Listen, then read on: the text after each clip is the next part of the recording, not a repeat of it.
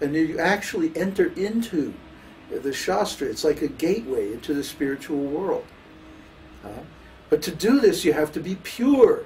You can't be like thinking, well, I have a meeting at 5 o'clock, and where's my sense gratification?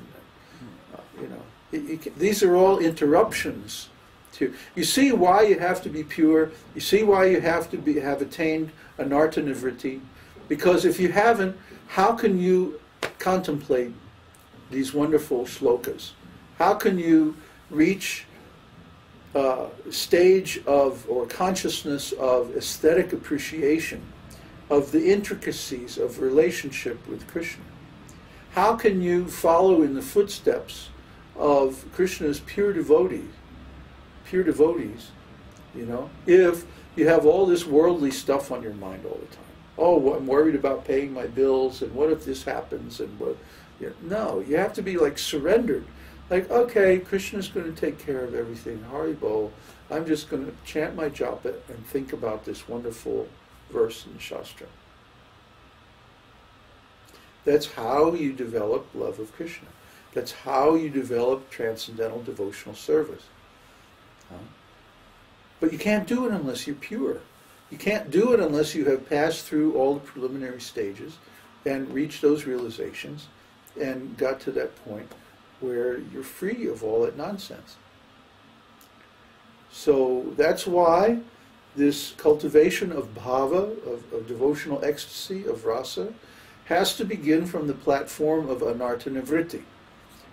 We spent several sessions going over the different anarthas, or different classes of anarthas. And from time to time we get into explanations of the specific ones. Well, the reason we have to do that is so that we have the peace of mind, so that we have the unbroken concentration, the one-pointedness, ekagata, vyavasayatmika-buddhi, the one-pointed intelligence that allows us to contemplate on these subjects for extended periods of time. That's what we're doing as monks. We're giving up the world so that we can spend the majority of our time and energy just contemplating Krishna. See? That's what this is all about.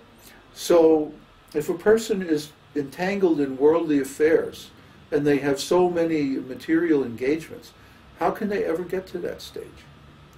See? What to speak of samadhi, where you become completely absorbed, you're off in the transcendental Krishna loka. I mean, when I go into that state, it takes me hours to come back. I don't want to come back, actually. I usually just kind of go into a trance, like sleep, and then 10 hours later I'll wake up and like, oh, I'm here again. So anyway, yeah, we have to reach that stage. Otherwise, there's no question of pure devotional service. When there is mention in the scriptures about devotees embracing Krishna within their heart, is that part of this contemplation you're talking about? Yeah. Well, Krishna has to reveal himself within the heart before you can embrace him within the heart. See? The scripture may just state plainly, the devotees embrace Krishna within their hearts. But this requires, before that can happen, Krishna has to reveal himself. Or how can you embrace him? And before that can happen, there's so many other things that have to happen. So when the scriptures say something like that, it has to be understood what level the devotees have achieved to be able to do that. Yeah. It's a very advanced stage to be able to embrace Krishna within the heart. And if a person simply has, they may fool themselves. They may think about embracing Krishna as a matter of sentiment. Imagination. Imagination is mental. Sentiment is on the mental platform. And the way you can tell is They won't be steady. Their devotional service will be up and down. You know, they'll be enthusiastic for a while, and then they'll disappear, and you won't hear from them again for a while. You know, they'll be very fixed up for a while, and then all of a sudden they'll fall down and they'll have problems in devotional service.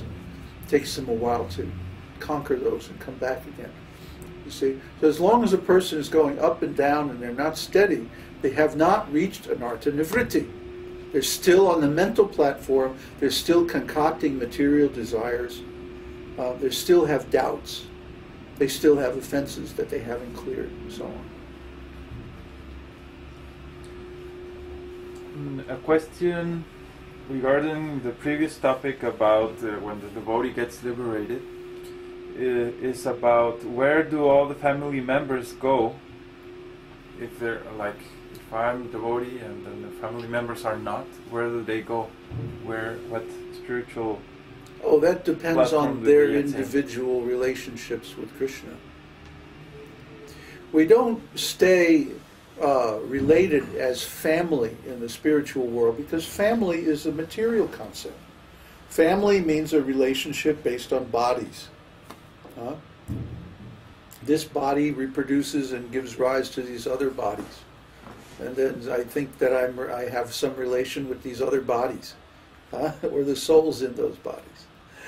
But actually, the fact that one who attains liberation gives liberation to his other family members, the reason that happens is because family members usually are in physical proximity to one another and they automatically do service to one another.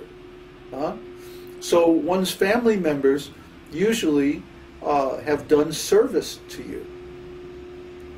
And by that service they become liberated if you're a pure devotee.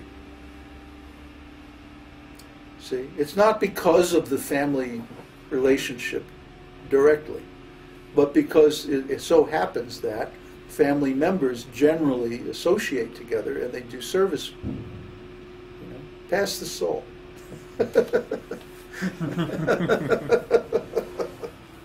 So, in this case, the family members don't have to be blood related. It can be like if you. Exactly.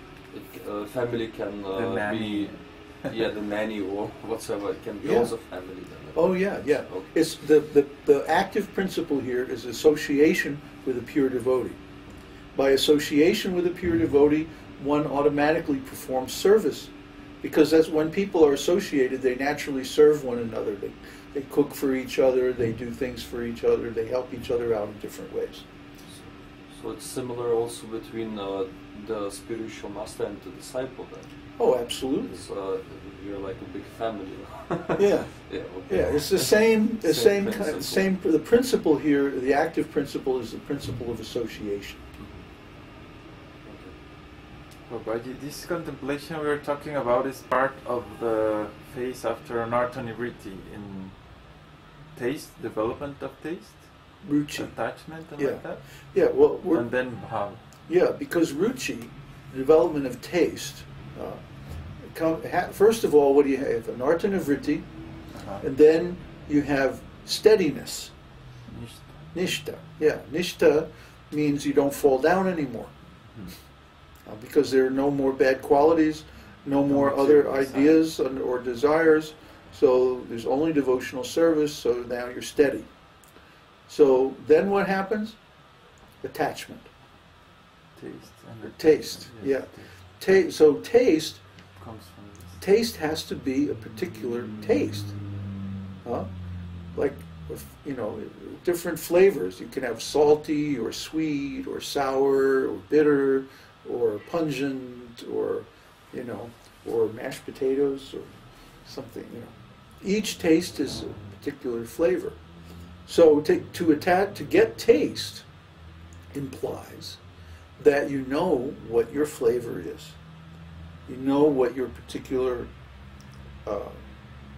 flavor of devotional service is, what your particular bhava is. At least the beginning of that awareness starts to arise in your consciousness. See? Because of this contemplation. Yes. It's following in the footsteps. And all Well, this. that comes later. That means Oh, that's- attachment. Okay. That That's means attachment. attachment. Once you find out your particular flavor, that's taste.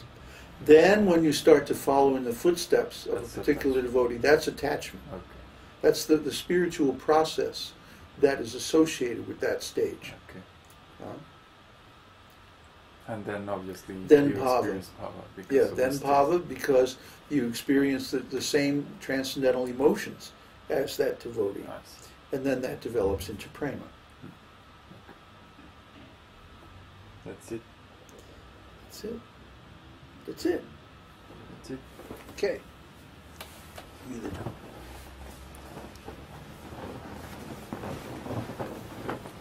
I think actually paying the kartals is harder on my arm than the drum.